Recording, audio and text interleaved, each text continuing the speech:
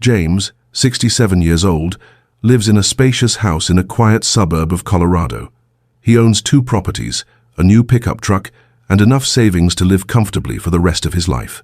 But what draws attention isn't the value of his assets, it's his very personal choice, to live alone, quietly, and without attachments. James has been through 2 marriages. Each separation left behind silent scars. Friends, family, even acquaintances from local clubs have encouraged him to open his heart, to give it one more try. Some introduced kind, independent, experienced women with similar backgrounds, but James always gently declined, never offended, never awkward. He simply didn't want to. He's not lonely in the negative sense. Every morning he still makes coffee, tends to his yard, reads the paper, then takes a walk.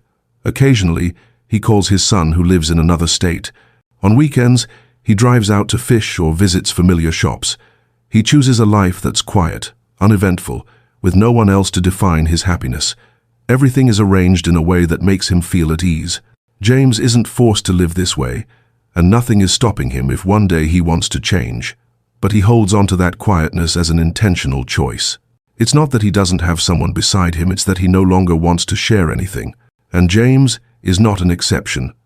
Many other men have made similar choices. They're not looking for someone else. They no longer expect to be understood. They just want to live at their own pace, not bothering anyone, and not being bothered. To understand why people like James choose a more separate life, we need to look deeper into their inner world, a place of unspoken wounds, where trust once cracked, and where experience has taught them one clear truth. Sometimes, being alone isn't loneliness, but the peace they've spent a lifetime learning to cherish. The years after 60 are not always as peaceful as many people think. Behind many men are drawn-out breakups, quiet divorce hearings, and documents dividing assets that seem procedural but leave deep marks inside. Each time, it's not just the property that gets split. The trust is torn apart, piece by piece, silently and irreparably. The feeling of being used doesn't come right away. But after heartfelt sharing, after gifts that go unappreciated, after the other person quietly walks away when there's nothing left to take, a man begins to question the relationships around him. He wonders, were they ever with me for love or for what I had? With age, people don't have as much time to make mistakes. Not because they fear pain, but because they've been hurt too much already. He no longer wants to start over. No longer wants to build another home, another routine, another bond that could fall apart at any moment. It's not that he doesn't need anyone, it's that he no longer has the energy to move forward if it happens again. Some say it's closing off, but in reality, it's just a way to protect oneself. After years of living with others, giving without counting, and receiving distance, calculation, and suspicious looks, in return he's learned this. Sharing doesn't always bring connection. The older one gets, the clearer the line becomes between peace and chaos. What once seemed essential, a life partner, a shared home, a lasting bond, slowly becomes something he weighs carefully before taking another step. Because just one more mistake, and what's lost isn't just property, but the final years of life that are no longer enough to start again. And that's why many men choose silence, choose to live alone, choose to spend time with themselves. They don't do it out of resentment, nor out of bitterness toward anyone. It's simply that they want to live in a space where they don't have to be on guard, don't have to compromise, don't have to worry that one day everything might fall apart again. However, pain is only part of it. That caution doesn't just come from what they've been through, but from what they've come to see more clearly with age. Money, the very thing that seems like it could help them connect and build relationships, turns out to be what makes everything blurry. In the eyes of others, sometimes they're no longer a man to be understood, but a walking asset. And from that moment on, they begin to step back, choosing a life where they feel free from calculation, free from tests of trust, even if that means living alone. At a certain age, when work is behind and enough has been accumulated to no longer worry about tomorrow, money is no longer just a means, it becomes the boundary between freedom and attachment. For many older men, assets are the clearest remaining evidence of a lifetime of effort. But at the same time, that very thing is what makes them more cautious in every relationship. The more they have, the harder it is to tell who comes out of love and who comes with another purpose. A sense of caution grows with each unclear experience. Every time someone approaches with special interest, the question arises, if I didn't have what I have, would they still stay?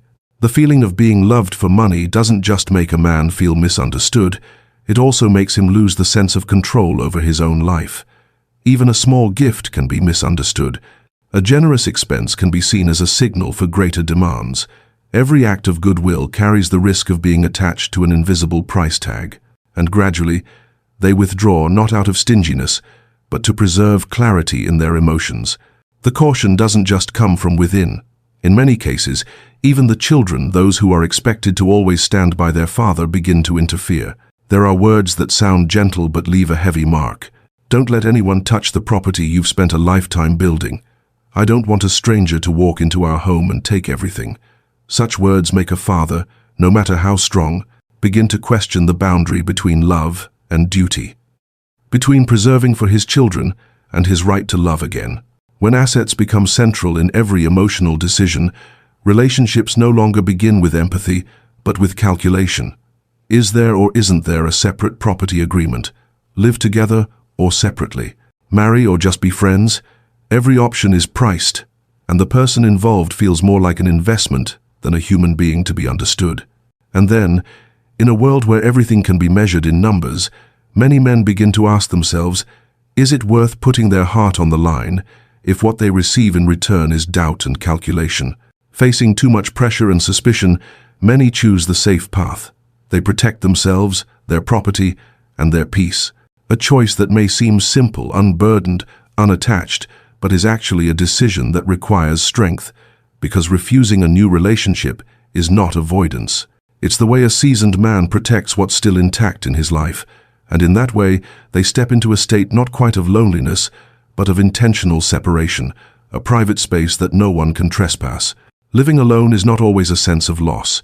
For many men who have gone through the full range of attachment, sacrifice, and conflict, solitude brings a clear sense of freedom, a kind of freedom not earned through arguments or compromises, but a quiet, effortless freedom, untouched by anyone's influence. When no one else is around, he gets to choose everything exactly the way he wants. Mornings can start at 6 or at 8. What to eat, where to go, when to return, no need to announce, no need to consider whether someone else will be pleased. Every decision in the day belongs to him. There's no one nearby to offer opinions, and no one silently expecting anything. And because of that, there is no pressure, no exhaustion from having to explain or adjust himself for someone else. The feeling of no longer having to endure small conflicts is a form of relief. No more long conversations just to defend a point. No more forced smiles when the other person doesn't understand or care about what he values. When alone, he has the right to be silent without being seen as cold, to keep his distance without needing to apologize. Time that was once shared for obligations, responsibilities, or habits of pleasing others is now fully devoted to what makes him feel alive. A morning playing golf with a few peers, an afternoon planting in the garden, quietly watching sunlight spill through the leaves, a few trips to the distant mountains, or joining a local volunteer activity, not to prove anything, but simply because he wants to. Life no longer trails behind someone else. He doesn't need permission, doesn't have to wait, and doesn't need anyone's approval to do what he enjoys.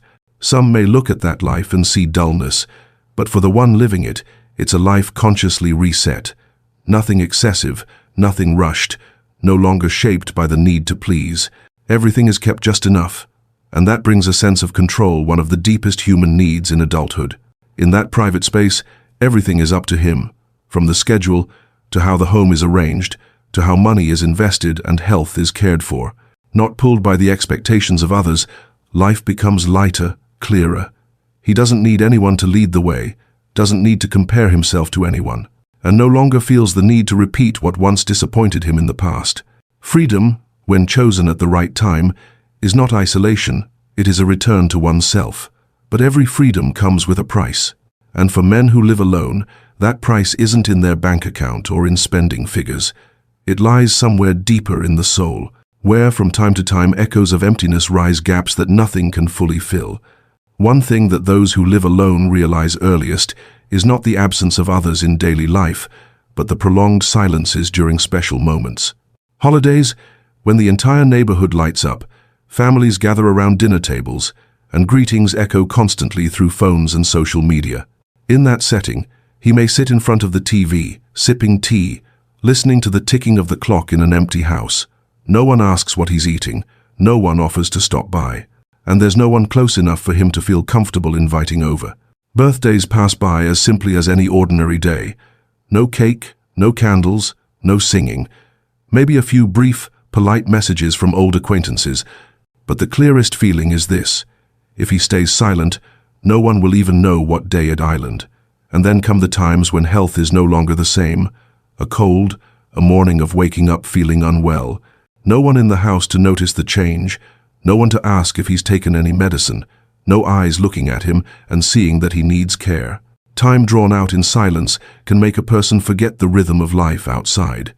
Gradually, social connections thin out, calls become rare, meetups are postponed and eventually forgotten. Losing connection doesn't just make a man feel isolated, it quietly affects his spirit. Memory becomes less agile. Thoughts slow down. Sometimes, sitting in the familiar living room, looking out into the yard, he's not sure what day it is or whether lunch has been prepared. Not everyone understands the choice to live alone. Some outsiders may think he's too closed off, or see it as stubbornness or being difficult. Some whisper that he's selfish, unwilling to open up.